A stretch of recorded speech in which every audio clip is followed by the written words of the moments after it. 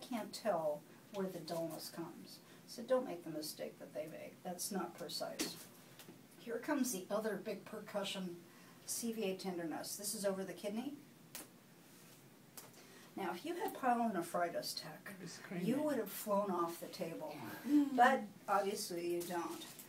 Now, how easy is this? Now we're going to move on to auscultation.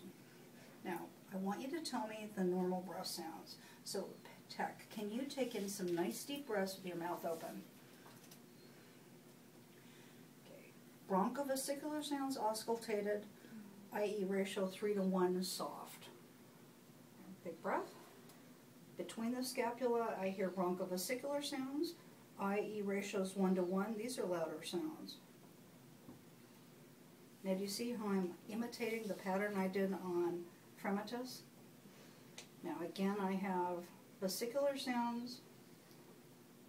I'm listening over the bases. It goes side to side. Great job. Okay. Now, I would report if I heard any crackles. No crackles, no adventitious sounds. Now, show me how you do one voice sound. Egophony or any of the voice sounds confirms the presence of consolidation, and normally that's going to be a consolidated pneumonia. That's a bacterial pneumonia. So could you say E for me? E, E, E, E, E, E, E, E. No E to A changes, therefore no consolidation. Very good, thank you. Now you can sit square. Perfect. Now, notice I'm just walking around, so there's no shortness of breath. Now this is actually a great time to get your respiratory rate. You don't have to count that for me because I know you do that every day, right? Mm-hmm. Okay, so there's no respiratory distress, no accessory muscle use. Now could you lie down for me? Good.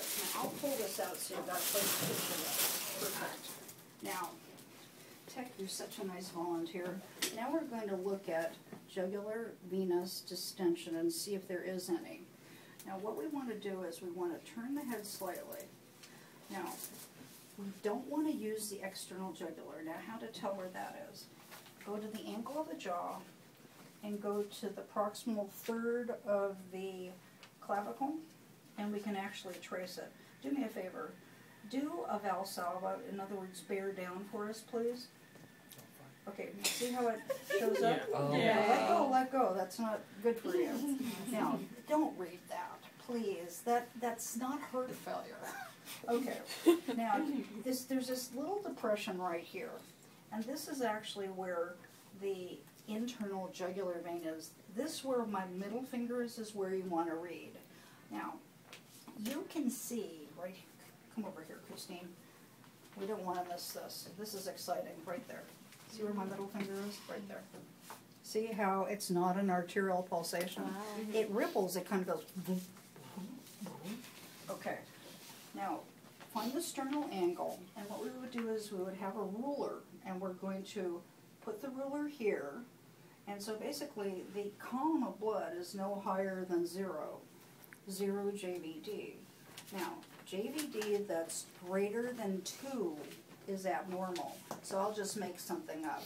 Let's say this is how high that internal jugular is. Uh-oh. Now, let's see how much that would be. Oh, heavens forbid. Look how many JVD centimeters that is. What, 1, 2, 3, 4, 5?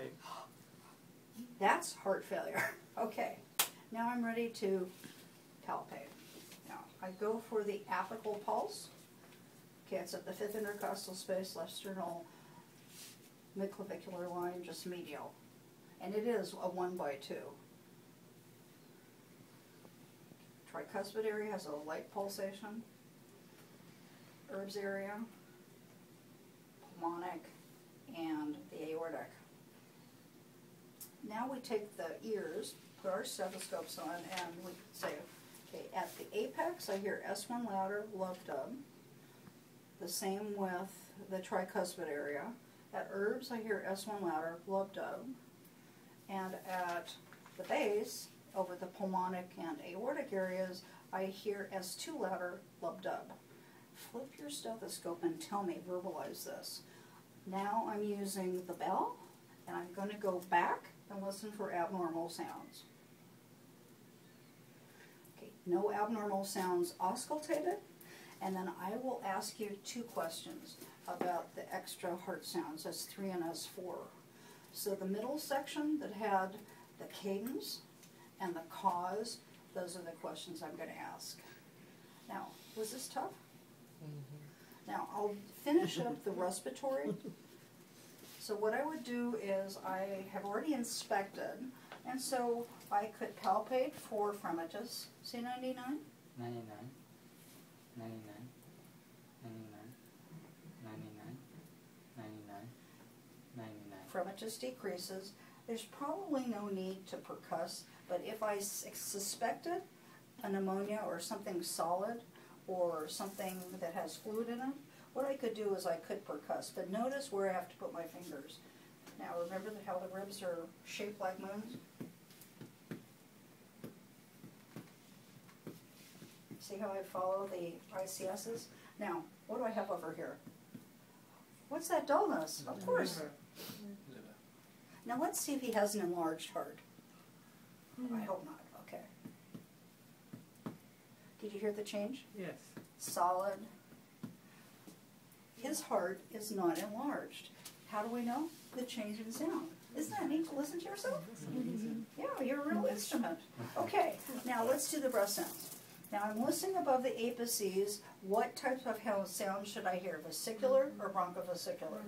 Bronchovesicular. Actually, above the apices, I'm listening to air in and out of alveoli.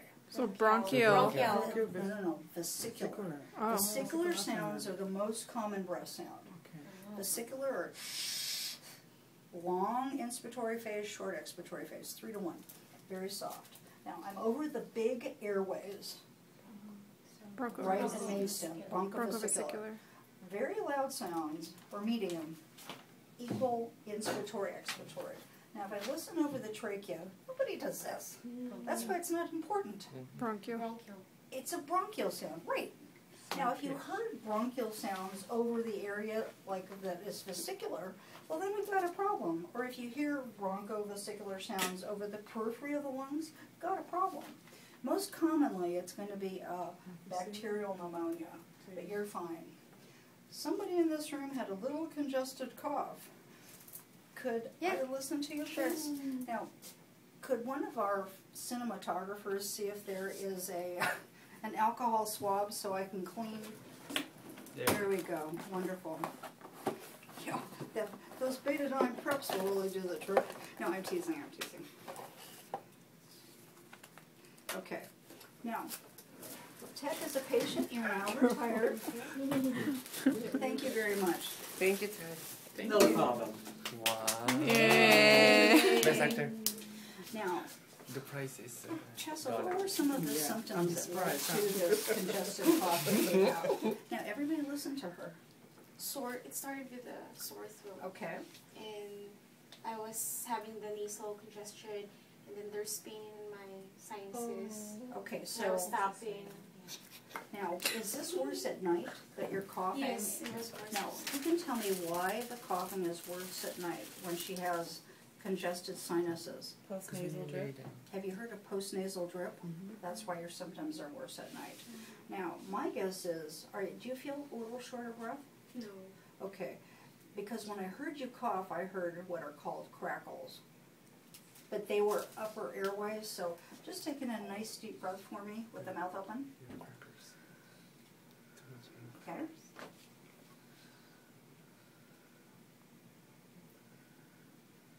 Okay, pardon me. Okay, good. Now, listen posteriorly. Go ahead. Ho-ho! Okay. Have you listened to yourself? No, but I know I'm congested there. Exactly. You I hear hear it. posterior crackles. So what happens is she takes in a deep breath and she goes, yeah, that's pretty good. Better clean this up. Listen to her. I don't. Okay, now I need 6 people to come with